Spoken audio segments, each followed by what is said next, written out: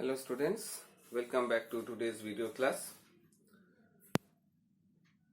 The last video class we have already completed our chapter numbers 4 up to the conservation of water.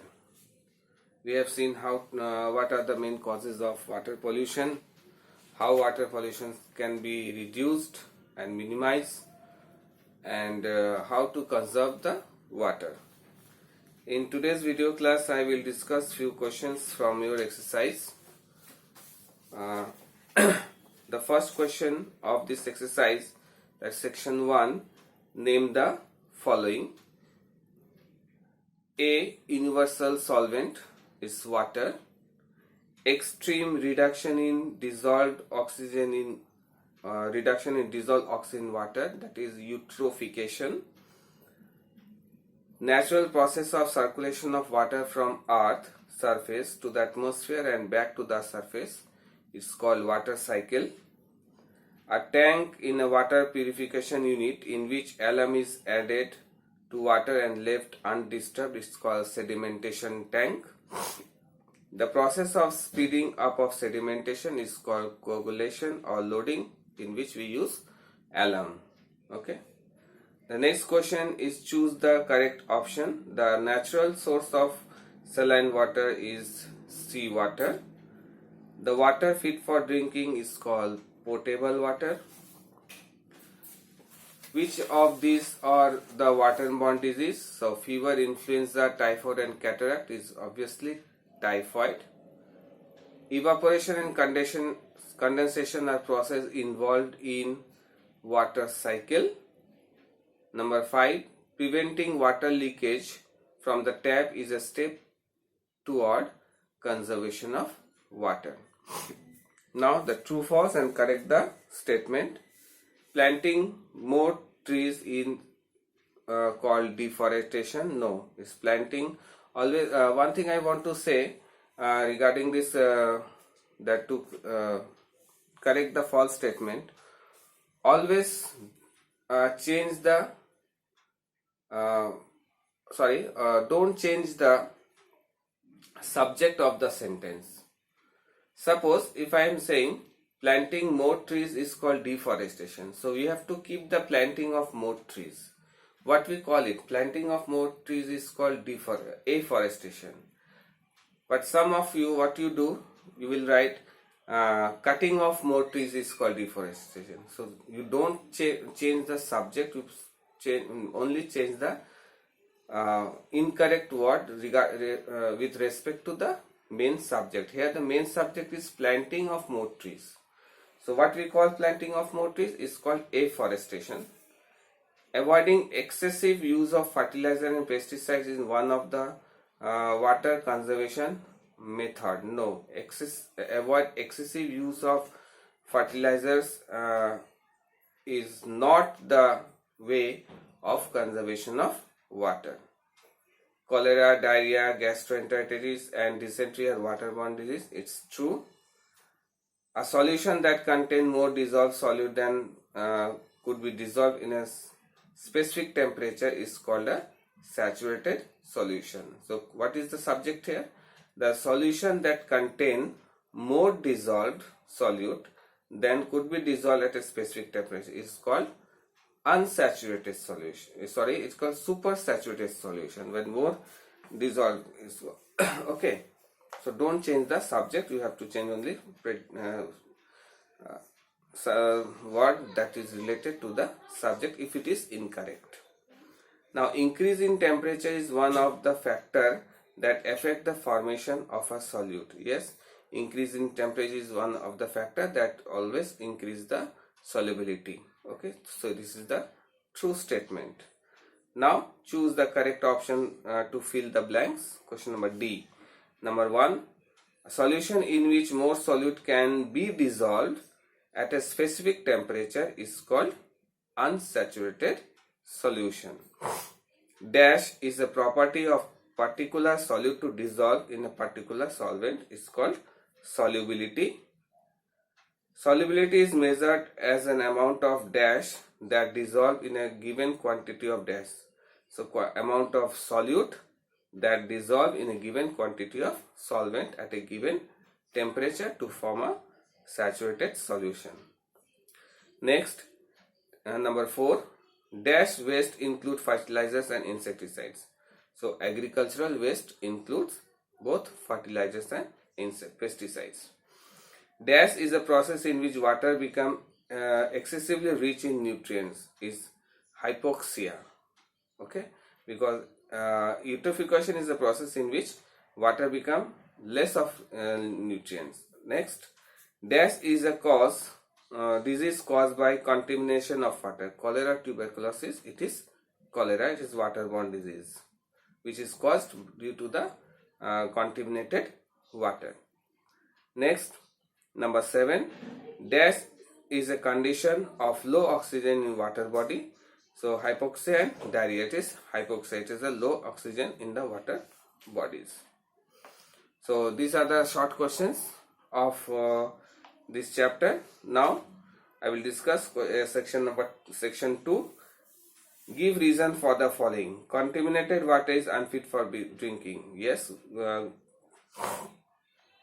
contaminated water is unfit for drinking because it contains so many impurities or germs or some chemicals that is not good for health, which may cause waterborne diseases. Next is what hot water release into the water bodies is considered as a pollution. Yes, when hot water is released to the water bodies, it will increase the normal temperature of the water, which is not good for plants and aquatic plants and animals. They will die. So hot water is not good for water bodies. Powder sugar dissolve in water than a lump of sugar because the size of the powder sugar is very small than the lump of sugar, so it will get easily dissolved in water, because solubility also depends on size of particles of the solute. Hot water is preferred for cold water for preparation of a solution. Yes, hot water is always preferred for solution because in hot water solute get dissolved very easily. If we increase the temperature, the solubility will also increase. Alum is added to the sedimentation tank because yes, alum is added to the sedimentation because it helps to settle down the fine particles which does not get settled in the sedimentation tank. So alum is added to increase the sedimentation, that is called loading. Chlorine tablet or bleaching powder or potassium permanganate is added to filter water meant for supply, because chlorine, bleaching powder and potassium permanganate helps to kill the germs present in the water. So to make the water fit for drinking, we can use chlorine tablets, bleaching powder and potassium permanganate in filter tank. Okay. Now some definitions are there. What is solubility, solute, solvents, water pollution, ozonization, loading and oil spills. All we have discussed in the video class also. And you get all the answers directly from the book. Now distinguish between water pollution and water pollutants. The contamination of water is called water pollution with harmful things, and the harmful things that causes the water pollution, main causes of water pollution are called water pollutants. Tap water and pure water. Tap water is contain added minerals and salts which add taste to the water, but pure water is tasteless. It does not contain any added minerals and salts.